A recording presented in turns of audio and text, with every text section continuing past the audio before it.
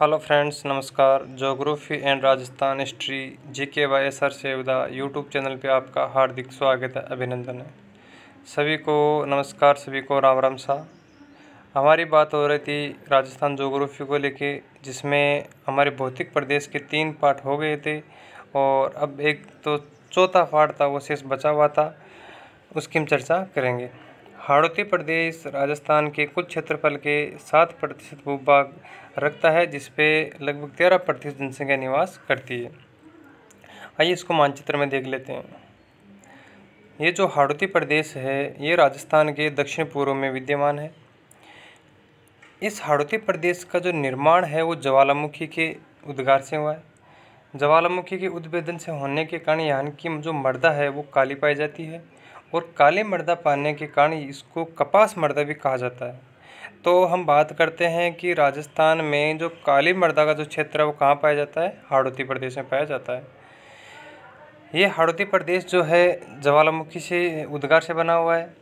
ज्वालामुखी का जो उद्गार है 2 तरीके से होता है। जैसे मान लीजिए 2 स्थलखंड है, यहाँ पे तो हुआ है दरारी उद्भेदन और यहाँ पे हुआ एक छिद्र द्वारा। ज्वालामुखी का फटना 2 प्रकार से होता है, दरारों के रूप में और एक छिद्र के रूप में। जहाँ पर ज्वालामुखी दरारों के रूप में फटती है तो वहाँ पे पठार का निर्माण होता है। जहाँ पे एक छिद्र के रूप में ज्वालामुखी का उद्गार होता है तो वहाँ पे पर्वत का निर्माण होता है।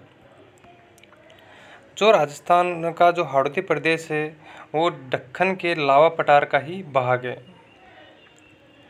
अब बात करते हैं दक्षिणी पूर्व का पठारी प्रदेश।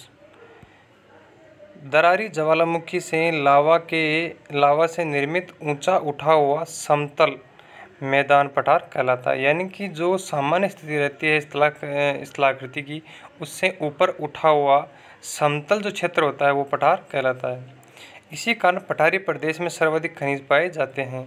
मैंने कहा था कि जो खनिज पदार्थ है वो पर्वतीय क्षेत्रों में, पठारी क्षेत्रों में ज़्यादा पाए जाते हैं। तो यहाँ पे हम बात करते हैं पठारी प्रदेश की, तो सर्वाधिक खनिज पाए जाते हैं। इस प्रदेश में 80 से 120 सेंटीमीटर वर्षा होती है। हमें विदित है कि आद्र जिला है वो झालावाड़ है, तो झालावाड़ हाड़ौती प्रदेश में आता है।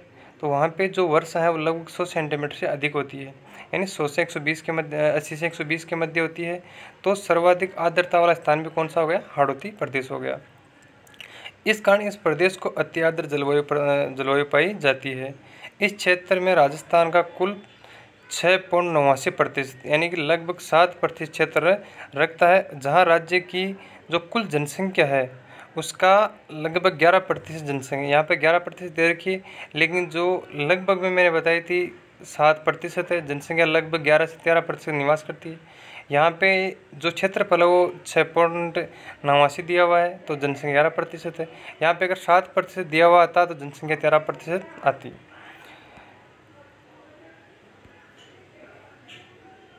इस पठारी प्रदेश को हम मुख्यतः 2 भागों में बांटते हैं। तो पहला जो पार्ट है वो आता है विंध्यन कगार भूमि। विंध्यन कगार धौलपुर से करौली, सवाई माधोपुर, बूंदी, भीलवाड़ा, चित्तौड़गढ़ होते हुए प्रतापगढ़ तक फैले इस पर्वत को विंध्यन कगार कहते हैं, जो विंध्याचल पर्वत का ही एक अंतिम भाग है। यानी जो विंध्याचल पर्वत है उसी का जो भाग है वो कौन सा है, विंध्यन कगार भूमि है। इसकी बात करते हैं कि राजस्थान में कौन सी जगह है, तो इसकी स्थिति देख लेते हैं।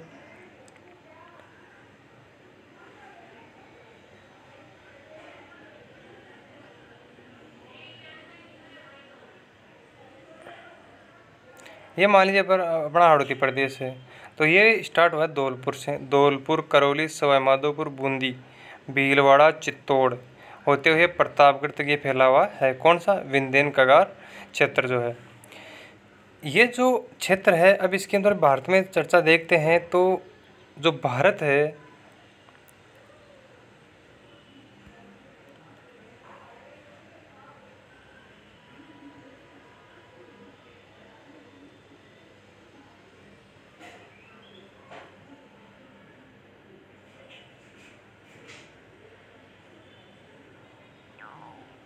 मान लीजिए भारत है, यहाँ पे जो अपना राजस्थान है वो यहाँ पर है।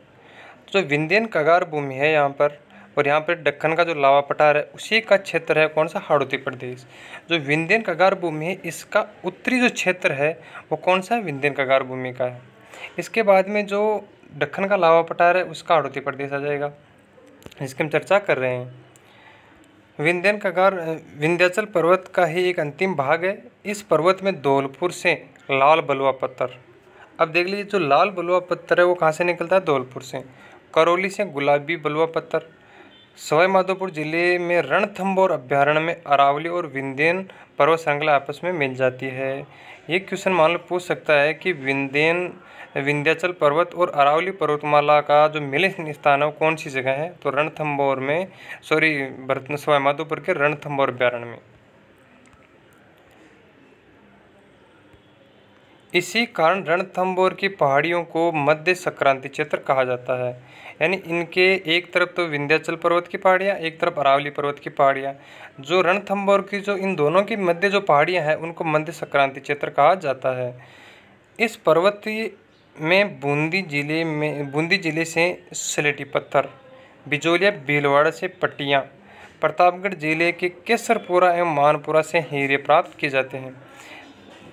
हमारे राजस्थान में एक क्वेश्चन भी आता है कि हीरे का उत्पादन कौन सी जगह होता है, तो प्रतापगढ़ है, बांसवाड़ा है, इन क्षेत्रों से हीरे का उत्पादन होता है। स्लेटी पत्थर का कहाँ से होता है, बूंदी से। पट्टियों का कहाँ से होता है, बिजोलिया भीलवाड़ा से। अब इनकी बात कर लेते हैं थोड़ी सी कि मध्य संक्रांति प्रदेश की जो पहाड़ी हैं उनकी चर्चा करते हैं। जैसे मान लीजिए हमारा पूर्वी राजस्थान ये है,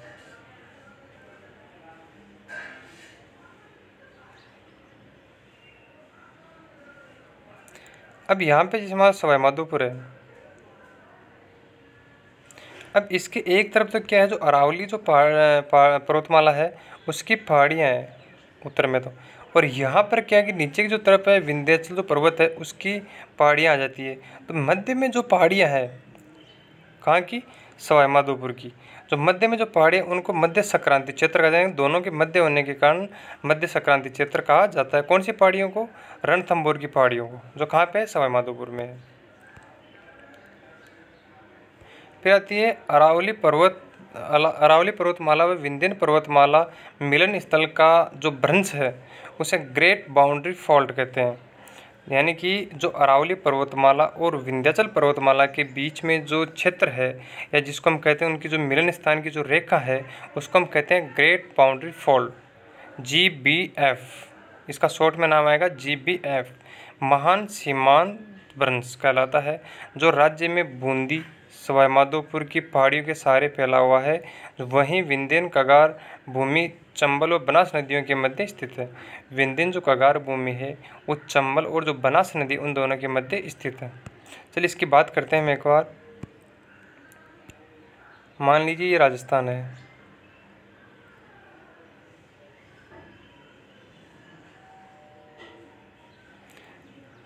यहाँ पे तो अपने अरावली पर्वतमाला है और नीचे का जो क्षेत्र है वो विंध्याचल पर्वतमाला में आ जाता है। इनके जो मध्य में जो ये लाइन है इसकी हम चर्चा करते हैं।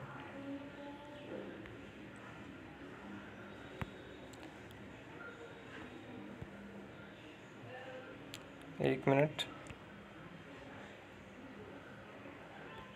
जो राजस्थान है अपने,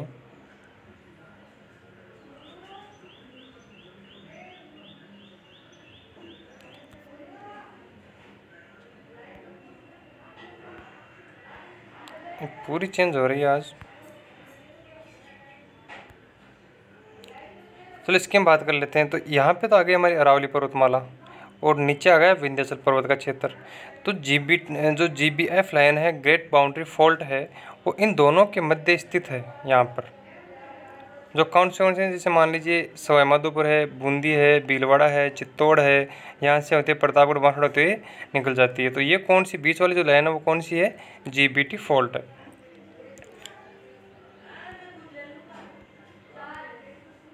अब हम बात कर रहे थे, इसमें दे रखा है कि विंध्यन कगार भूमि क्षेत्र वो चंबल और बनास नदी के मध्य है। यानी कि जो राजस्थान की स्थला करती है इसमें क्या, जो बनास नदी है वो यहाँ पे आके मिलती है और यहाँ पे कौन सी आ जाती है, चंबल नदी। तो इनका जो ये क्षेत्र है इसको क्या कहा जाता है, विंध्यन कगार भूमि कहा जाता है। अब हम आगे बात करते हैं हाड़ौती का पठार या दक्कन का पठार, या इसे कहा जाता है दक्कन का लावा पठार। भारत में स्थित दक्षिणी प्रायद्वीपीय पठार का एक हिस्सा मध्य प्रदेश में विस्तृत है। यानी भारत में स्थित जो दक्षिणी प्रायद्वीपीय जो पठार है उसका एक हिस्सा मध्य प्रदेश में स्थित है, जिसे हम मालवा का पठार कहते हैं। कौन सा पठार कहते हैं, मालवा का पठार, जो कहाँ पे है, मध्य प्रदेश में। उसी मालवा के पठार का कुछ हिस्सा राजस्थान में 4 जिलों में बारां, बूंदी, कोटा, झालावाड़, जिसे ट्रिक में कहा जाता है बाबू को झालादे, में विस्तृत है। कौन कौन से में है, बारां, बूंदी, कोटा और झालावाड़। ये जो संपूर्ण क्षेत्र है ना, जो मालवा का क्षेत्र, ये भी दक्कन का लावा पठार का क्षेत्र है, जिसमें से एक भाग जिसे मालवा का क्षेत्र कहा जाता है कहाँ पे आता है, मध्य प्रदेश में आता है। और मध्य प्रदेश को मालवा क्षेत्र नाम दिया गया है उस दक्कन के लावा पठार के क्षेत्र को। उसी का जो राजस्थान में हिस्सा पड़ता है उसको हाड़ौती प्रदेश नाम दे दिया गया, जिसमें कौन कौन से जिले आते हैं, बारां, बूंदी, कोटा और झालावाड़ आते हैं।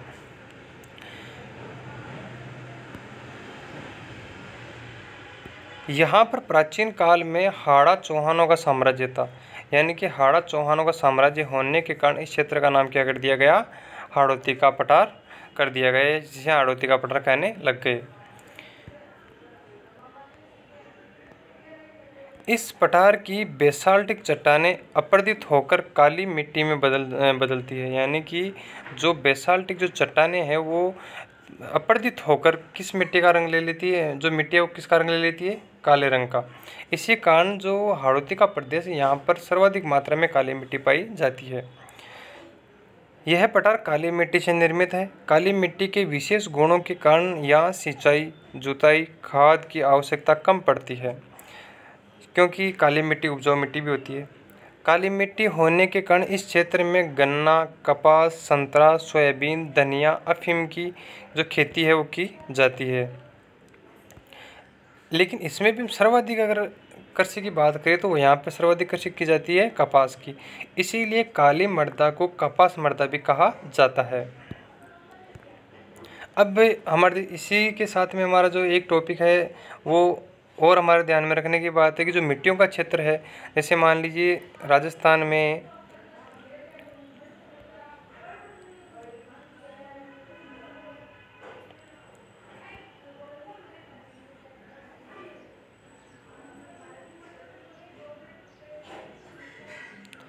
अब यहाँ पर जैसे मान लीजिए काली मिट्टी का क्षेत्र पाया जाता है, तो ये हमारे ध्यान में रखने की बात है कि काली पिल्ली हो, काली भूरी हो, काली कछारी हो, जितनी भी मिट्टियाँ हैं वो इस हाड़ौती प्रदेश के आसपास वाले क्षेत्र में पाई जाएगी।